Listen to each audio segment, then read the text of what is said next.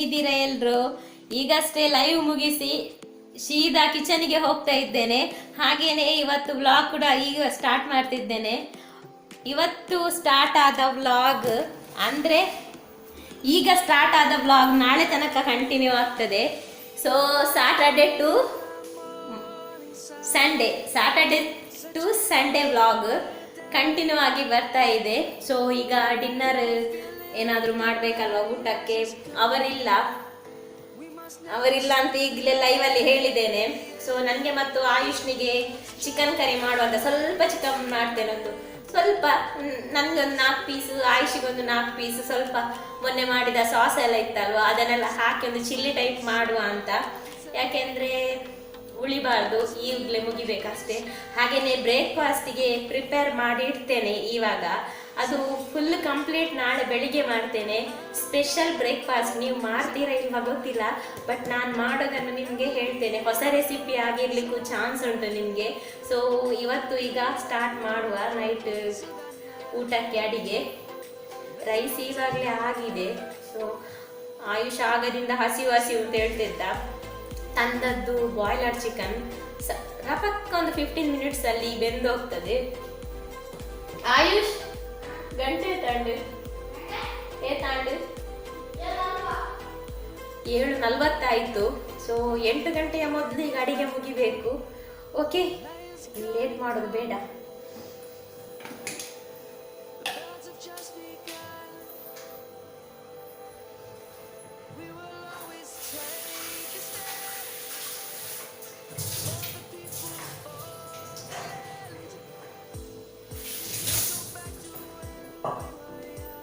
ಏನಿಲ್ಲ, ಎಲ್ಲ powder sauce ಎಲ್ಲ ಹಾಕಿ ಒಂದು ಸಿಂಪಲ್ ಆಗಿದ್ರೆ ಸಾಕು. ಟೇಸ್ಟ್ ಇದ್ರೆ ಆಯ್ತು, ಮತ್ತೆ ಒಂದು ಊಟ ಆದ್ರೆ ಆಯ್ತು ನೈಟ್ ಇದಲ್ವಾ. ಸ್ವಲ್ಪನೇ ಚಿಕನ್ ಇಟ್ಕೊಂಡಿದ್ದು ಸಾಕು.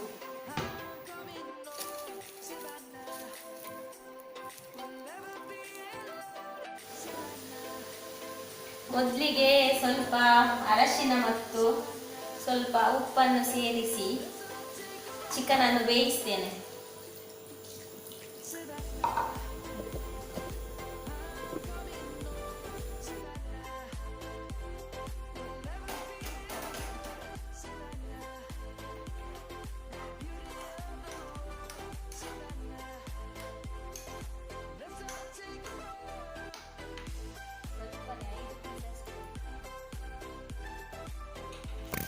ಚಿಕನನ್ನು ಆ ಸೈಡ್ ಸ್ಟವ್ ಮೇಲೆ ಬೇಯಲಿಕ್ಕಿಟ್ಟು ಈ ಸೈಡ್ ಮಸಾಲೆ ರೆಡಿ ಮಾಡೋದು. ಸೊ ಅದಕ್ಕೋಸ್ಕರ ಇಲ್ಲಿ ಬಾಣಲೆಯಲ್ಲಿ ಸ್ವಲ್ಪ ಎಣ್ಣೆ ತಗೊಂಡು ಅದಕ್ಕೆ ಶುಂಠಿ ಬೆಳ್ಳುಳ್ಳಿಯನ್ನು ಜಜ್ಜಿ ಹಾಕ್ತಿದ್ದೇನೆ. ಯಾಕೆಂದರೆ ನಾನು ಮಾಡಿದ ಶುಂಠಿ ಬೆಳ್ಳುಳ್ಳಿ ಪೇಸ್ಟ್ ಖಾಲಿಯಾಗಿದೆ. ಸೊ ಪ್ಯಾಕೆಟ್ ಇದೆ, ಆದರೆ ನನಗೆ ಅದೊಂದು ಅಷ್ಟೊಂದು ಒಳ್ಳೆಯದಾಗೋದಿಲ್ಲ. ಸೊ ನಾನು ಜಜ್ಜಿ ಹಾಕ್ತಿದ್ದೇನೆ. ಹಾಗೆಯೇ ಇಲ್ಲಿ ಕಟ್ ಮಾಡಿದ ಈರುಳ್ಳಿಯನ್ನು ಕೂಡ ಸೇರಿಸ್ತಿದ್ದೇನೆ. ಸ್ವಲ್ಪ ಫ್ರೈ ಆದಮೇಲೆ ಈರುಳ್ಳಿ ಸ್ವಲ್ಪ ಫ್ರೈ ಆದಮೇಲೆ 1 ಸ್ಪೂನಷ್ಟು ಚಿಲ್ಲಿ ಪೌಡರ್ ಹಾಕ್ತಿದ್ದೇನೆ. ಹಾಗೆಯೇ 1 ಅರ್ಧ ಸ್ಪೂನ್ ಗರಂ ಮಸಾಲ. ಇದನ್ನು ಒಳ್ಳೆ ರೀತಿ ಫ್ರೈ ಮಾಡಿದರೆ ಆಯಿತು.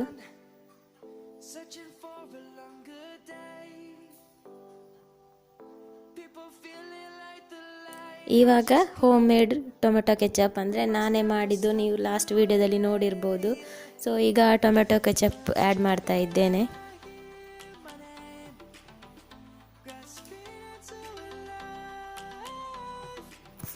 ಸ್ವಲ್ಪ ಸ್ವೀಟ್ ಇದ್ದರೆ ಒಳ್ಳೆಯದಾಗ್ತದೆ, ಅದಕ್ಕೆ ಸ್ವಲ್ಪ ಜಾಸ್ತಿನೇ ಕೆಚಪ್ ಹಾಕ್ತಾ ಇದ್ದೇನೆ.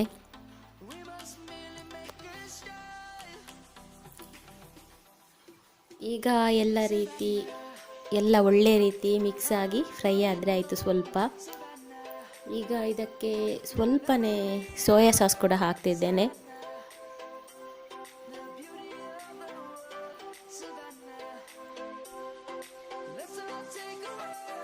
ಚಿಕನಿಗೆ ಉಪ್ಪು ಬೇಯುವಾಗಲೇ ಹಾಕಿಟ್ಟಿದ್ದೇವೆ. ಸೊ ಇದಕ್ಕೆ ಮಸಾಲೆಗೆ ಎಷ್ಟು ಬೇಕೋ ಅಷ್ಟು ಚೆಕ್ ಮಾಡಿ ಸ್ವಲ್ಪನೇ ಉಪ್ಪು ಹಾಕಿದರೆ ಆಯಿತು.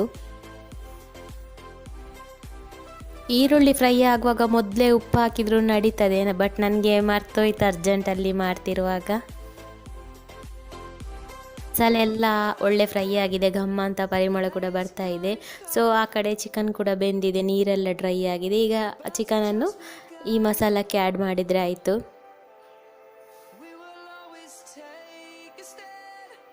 ಇವಾಗ ಇದು ಸ್ವಲ್ಪ ಮಸಾಲೆಯಲ್ಲಿ ಫ್ರೈ ಆಗಬೇಕು. ತುಂಬ ಡ್ರೈ ಕಾಣ್ತಾ ಇದೆ. ನನಗೆ ಸ್ವಲ್ಪ ಅನ್ನಕ್ಕೆ ಗ್ರೇವಿ ಇದ್ದರೆ ಒಳ್ಳೆಯದಾಗ್ತದೆ. ಅದಕ್ಕೆ ಇಲ್ಲಿ ನಾನು ಸ್ವಲ್ಪ ನೀರು ಸೇರಿಸ್ತಾ ಇದ್ದೇನೆ. ಮಸಾಲೆ ಚಿಕನ್ ಎಲ್ಲ ಒಳ್ಳೆ ರೀತಿ ಫ್ರೈ ಆಗಿದೆ, ಹಾಗೆಯೇ ಬೆಂದಿದೆ. ಇಲ್ಲಿ ನೀರು ಹಾಕಿದ್ರಿಂದ ಸ್ವಲ್ಪ ಹೊತ್ತು ಸ್ವಲ್ಪ ಕುದಿ ಬಂದರೆ ಸಾಕು. ಅದಕ್ಕೋಸ್ಕರ ಹೀಗೇ ಮಿಕ್ಸ್ ಮಾಡ್ತಾ ಕುದಿ ಬರಿಸ್ತೇನೆ ಅಷ್ಟೇ.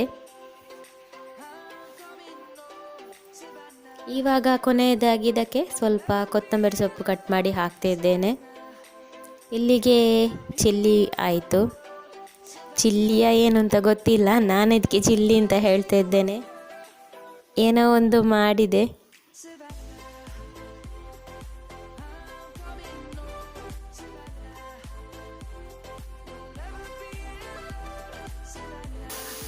ಚಿಲ್ಲಿಯಲ್ಲಿ ಮೆಥಡ್ ಇರ್ಬೋದು. ಇದು ನನ್ನದೇ ಸ್ಪೆಷಲ್ ಚಿಲ್ಲಿ. ಇದು ಒಳ್ಳೆದಾದ್ರೂ ಹೇಳ್ತೇನೆ, ಕೆಟ್ಟದಾದ್ರೂ ಹೇಳ್ತೇನೆ. ಒಳ್ಳೆದಾದ್ರೆ ನೀವು ಟ್ರೈ ಮಾಡಿ, ಕೆಟ್ಟದಾದ್ರೆ ಮಾಡಬೇಡಿ. 8 ಅಂತ ಹೇಳಿದ್ದೇನೆ. 8ರ ಮೊದಲೇ ಇಲ್ಲ 8:05 ಆಯಿತು. ಓಕೆ, 7:30 ಸೀರಿಯಲ್ 8:30 ತನಕ ಉಂಟು ಕಾಣಬೇಕು. ಸೊ ನಾನು 8 ಆಗಲಿಲ್ಲ ಅಂತ ಹೇಳಿದೆ. ಸೊ ಈಗ ನಾವು ಊಟ ಮಾಡ್ತೇನೆ. ಊಟ ಮಾಡಿದ್ಮೇಲೆ ಬ್ರೇಕ್ಫಾಸ್ಟಿಗೆ ಬೆಳಗಿನ ತಿಂಡಿಗೆ ರೆಡಿ ಮಾಡ್ತೇನೆ, ಆವಾಗ ಹೇಳ್ತೇನೆ ಏನು ಅಂತ. ಸೊ ವೆಯ್ಟ್ ಮಾಡಿ, ಹೋಗಬೇಡಿ. ಓಕೆ, ನಾನು ಊಟ ಮಾಡ್ತೇವೆ. ಒಳ್ಳೆದಾಗಿದೆ, ಮೇ ಬಿ ಒಳ್ಳೆದಾಗಿದೆ ಅಂತ ಕಾಣ್ತದೆ, ಬಟ್ ನೋಡುವ. ಒಳ್ಳೆದಾಗದಿದ್ರೆ ಹೇಳ್ತೇನೆ. ಓಕೆ ಓಕೆ ಈಗ ಊಟ ಎಲ್ಲ ಆಯಿತು. ಹೇಳಿದೆ ಅಲ್ವಾ ಬೆಳಿಗ್ಗೆಗೆ ತಿಂಡಿಗೆ ರೆಡಿ ಮಾಡಿ ಇಡ್ತೇನೆ ಅಂತ. ಸೊ ಒಂದು ನಿಮಿಷ. ಸೊ ಅದನ್ನು ರೆಡಿ ಮಾಡಿ ಇಡ್ತಾ ಇದ್ದೇನೆ. ಅದು ಏನಂತ ಬೆಳಿಗ್ಗೆ ತೋರಿಸ್ತೇನೆ, ಇವಾಗ ತೋರಿಸೋದಿಲ್ಲ. ಸೊ ಇನ್ನು ಆಯಿತು ಕೆಲಸ ಎಲ್ಲ. ಇನ್ನು ಮಲಗಲಿಕ್ಕೆ ಆಗೋದಿಲ್ಲ, ಯಾಕೆಂದರೆ ಆಯುಷ್ನ ಪಪ್ಪ ಇನ್ನೂ ಬಂದಿಲ್ಲ. ಸೊ ಅವರಿಗೋಸ್ಕರ ವೇಟಿಂಗ್. ಮತ್ತೆಲ್ಲ ಕೆಲಸ ಆಯಿತು. ಪಾಪ ಆಯುಷ್ ಇಲ್ಲಿ ನೆಲದಲ್ಲೇ ಮಲಗಿದ್ದಾನೆ, ಅಲ್ಲೇ ನಿದ್ದೆ ಅವನಿಗೆ ವೇಟ್ ಮಾಡಿ.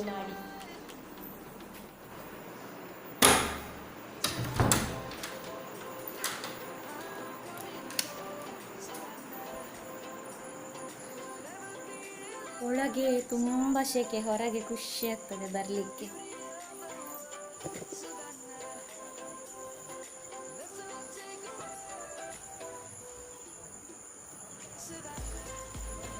ಬಂದ್ರು ಅನಿಸುತ್ತೆ.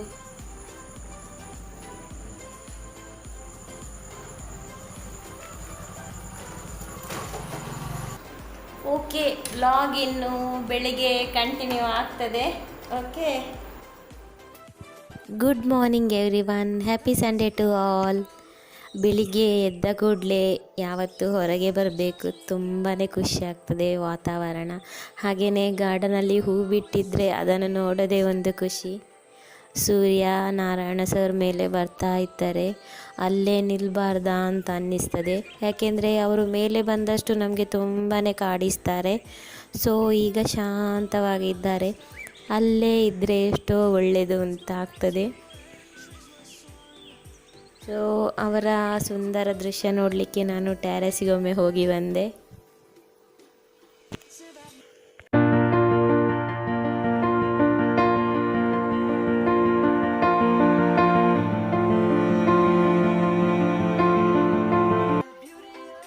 ನೈಟ್ ಪ್ರಿಪೇರ್ ಮಾಡಿ ಇಟ್ಟಿದ್ದೆ ಅಂತ ಹೇಳಿದೆ ಅಲ್ವಾ, ಅದು ಇದೆ.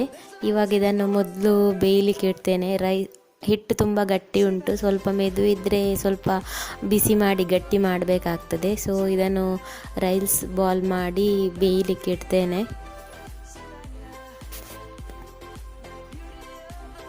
ತುಂಬ ಸಣ್ಣ ಸಣ್ಣ ಬಾಲ್ಸ್ ಮಾಡ್ಬೋದಿತ್ತು, ಬಟ್ ಆವಾಗ ಮಾಡಿದರೆ ರೌಂಡೇ ಮಾಡಿ ಕಟ್ ಮಾಡದೆ ಹಾಕಿದರೆ ಅಷ್ಟೊಂದು ಎಳೆದುಕೊಳ್ಳೋದಿಲ್ಲ. ಅದಕ್ಕೆ ದೊಡ್ಡದು ಬಾಲ್ಸ್ ಆದರೆ ಕಟ್ ಮಾಡಿ ಹಾಕಿದರೆ ಒಳ್ಳೆ ರೀತಿ ಎಳೆದುಕೊಳ್ತದೆ. ಅದಕ್ಕೆ ದೊಡ್ಡದಾಗಿ ಮಾಡಿದ್ದೇನೆ.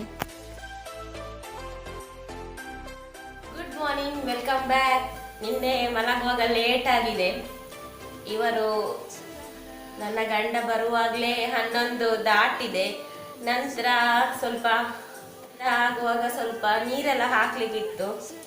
ಆನಂತರ ನೀರೆಲ್ಲ ಹಾಕಿ ಮಲಗುವಾಗ 12 ತನಕ ಆಗಿದೆ. ಹಾಗೆ ಎದ್ದೇಳುವಾಗ ಲೇಟ್ ಆಯ್ತು. ಈಗ ಇಟ್ಸ್ ಲೇಟ್, 7:15 ಆಯಿತು. ಇವಾಗ ಇವತ್ತೊಂದು ಸ್ಪೆಷಲ್ ಬ್ರೇಕ್ಫಾಸ್ಟ್ ನೋಡಿ. ಈಗ ರೈಸ್ ಬಾಲ್ಸ್ ಬೇಯಲಿಕ್ಕೆ ಇಟ್ಟಿದ್ದೇನೆ, ಬೇಯ್ತಾ ಇದೆ. ಇದು ಇವತ್ತು ಬ್ರೇಕ್ಫಾಸ್ಟ್ ಕೂಡ ನಮ್ಗೆ ಇಬ್ಬರಿಗೆ. ಅವರು ಇವಾಗಲೇ ಹೋಗ್ತಾರೆ.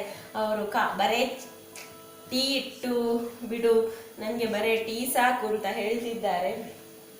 ಸೊ ಟೀ ಇಡುವ.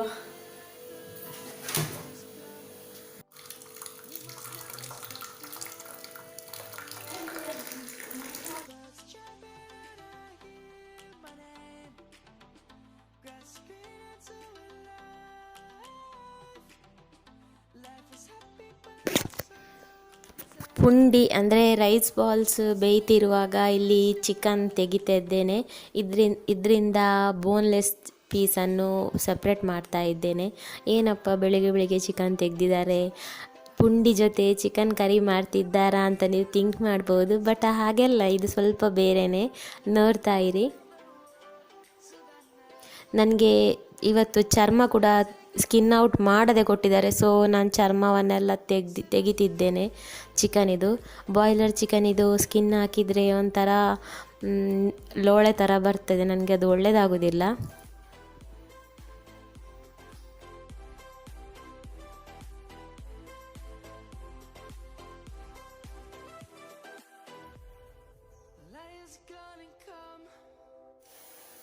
ಮಸಾಲೆ ರೆಡಿ ಮಾಡಿ ಇಟ್ಟಿದ್ದೇನೆ. ನನಗೆ ನಿನ್ನೆ ಮಸಾಲೆ ಮಾಡುವಾಗ ವಿಡಿಯೋ ಮಾಡಲಿಕ್ಕೆ ಮರ್ತೋಯ್ತು.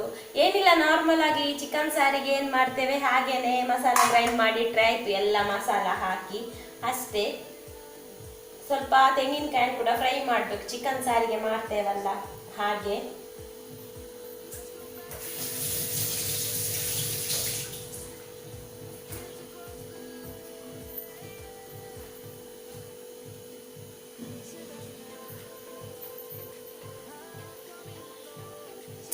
ಗ್ರೈಂಡ್ ಮಾಡಿದ ನೀರನ್ನು ಕೂಡ ಅದರಲ್ಲೇ ಹಾಕಿದ್ದೆ.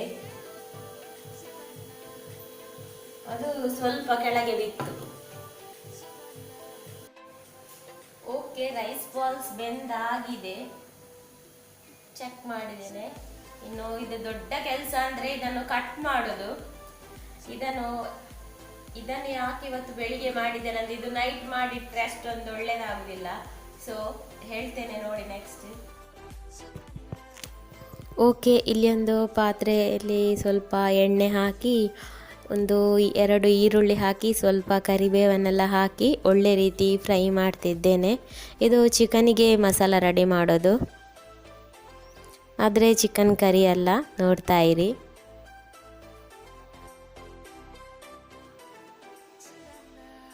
ಈಗ ಇದು ಫ್ರೈ ಆದಮೇಲೆ ಇದಕ್ಕೆ ಸಣ್ಣ ಸಣ್ಣ ಪೀಸ್ ಮಾಡಿ ಇಟ್ಕೊಂಡಿದ್ದೇನೆ ಚಿಕನನ್ನು. ನೋಡ್ತಾ ಇದ್ದೀರಲ್ವಾ, ಅದನ್ನು ಈಗ ಈ ಚಿಕನನ್ನು ಇದಕ್ಕೆ ಆ್ಯಡ್ ಮಾಡ್ತಾ ಇದ್ದೇನೆ.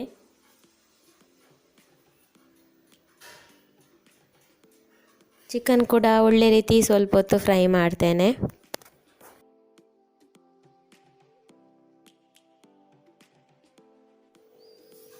ಬಾಯ್ಲರ್ ಚಿಕನ್ ಈ ರೀತಿ ಫ್ರೈ ಆದಷ್ಟು ಟೇಸ್ಟ್ ಜಾಸ್ತಿ. ಸೊ ಇಲ್ಲಿ ಫ್ರೈ ಆಗಿದೆ. ಇನ್ನು ಸ್ವಲ್ಪ ಉಪ್ಪನ್ನು ಕೂಡ ಆ್ಯಡ್ ಮಾಡ್ತಾ ಇದ್ದೇನೆ. ಉಪ್ಪೆಲ್ಲ ಒಳ್ಳೆ ರೀತಿ ಮಿಕ್ಸ್ ಆಗಿ ಇದು ಫ್ರೈ ಆದಮೇಲೆ ಇದಕ್ಕೆ ಹಾಗೆಯೇ ಮುಚ್ಚಳ ಮುಚ್ಚಿ ಸ್ವಲ್ಪ ನೀರು ಹಾಕಿ ಸ್ವಲ್ಪ ಹೊತ್ತು ಬೇಯಿಸ್ತೇನೆ ಚಿಕನನ್ನು.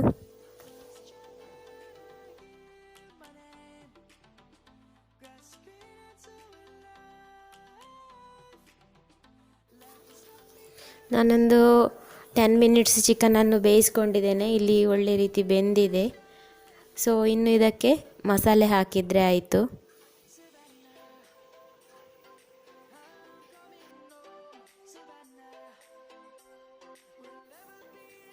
ಮಸಾಲೆ ಮತ್ತು ರೈಸ್ ಬಾಲ್ ಹಿಟ್ಟು ನಾನು ನಿನ್ನೆ ರಾತ್ರಿಯೇ ಮಾಡಿಟ್ಟಿದ್ದೆ.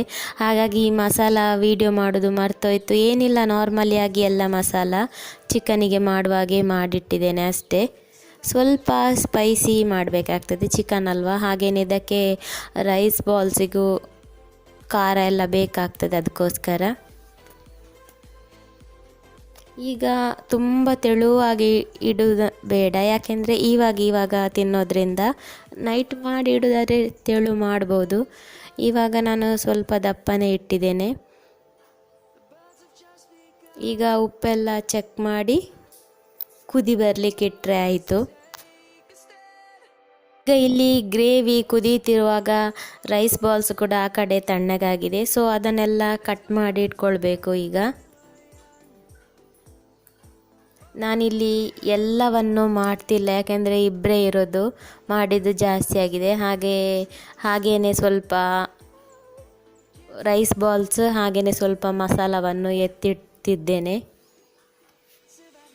ಇವಾಗ ಇಲ್ಲಿ ಗ್ರೇವಿ ಕೂಡ ಒಳ್ಳೆ ಕುದಿ ಬಂದಿದೆ, ರೈಸ್ ಬಾಲ್ಸ್ ಎಲ್ಲ ಕಟ್ ಮಾಡಿ ಆಗಿದೆ. ಇದನ್ನು ಈಗ ಗ್ರೇವಿಗೆ ಆ್ಯಡ್ ಮಾಡಿದರೆ ಆಯಿತು. ಇದಕ್ಕೆ ಕೋಳಿ ಪುಂಡಿ ಅಂತ ಹೇಳ್ತಾರೆ, ಕನ್ನಡದಲ್ಲಿ ಗೊತ್ತಿಲ್ಲ. ಕೋಳಿ ಪುಂಡಿ ಅಂತ ಹೇಳೋದು ತುಳುವಲ್ಲಿ. ಸೊ ಕೋಳಿ ಅಂತ ಕನ್ನಡದಲ್ಲಿ ಹೇಳಿದೆ, ಪುಂಡಿ ಅಂತ ತುಳುವಲ್ಲಿ ಹೇಳಿದೆ. ಕೋರಿ ಪುಂಡಿ ಅಂತ ನಮ್ಮ ತುಳುನಾಡ ಸ್ಪೆಷಲ್ ಇದು. ನಾನು ಗ್ರೇವಿ ತುಂಬ ತೆಳು ಬೇಡ ಹೇಳಿದ್ದು ಇದಕ್ಕೆ. ನೋಡಿ, ರೈಸ್ ಬಾಲ್ಸಿಗೆ ಅಂಟಬೇಕಲ್ವ ಗ್ರೇವಿ, ಅದಕ್ಕೋಸ್ಕರ.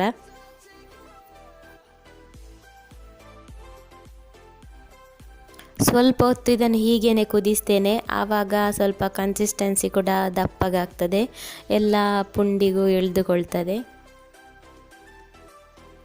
ಆಯಿತು, ಇಷ್ಟೇ, ಇನ್ನೂ ಏನಿಲ್ಲ ಇದರಲ್ಲಿ.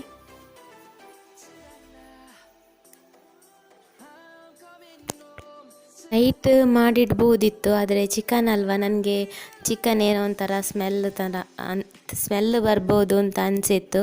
ಅದಕ್ಕೋಸ್ಕರ ನೈಟ್ ಮಾಡಿರಲಿಲ್ಲ. ಎಲ್ಲವನ್ನು ರೆಡಿ ಮಾಡಿಟ್ಟಿದ್ದೆ, ಬೆಳಿಗ್ಗೆ ಬೇಯಿಸುವುದು ಮತ್ತು ಕುದಿಸುವುದು ಅಷ್ಟೇ. ಹಾಗಾಗಿ ಇಷ್ಟು ಬೇಗ ಆಯಿತು, ಇಲ್ಲಾಂದರೆ ಇನ್ನೂ ಲೇಟ್ ಆಗ್ತಿತ್ತು. ಓಕೆ, ನಾವಿನ್ನು ಬ್ರೇಕ್ಫಾಸ್ಟ್ ಮಾಡ್ತೇವೆ.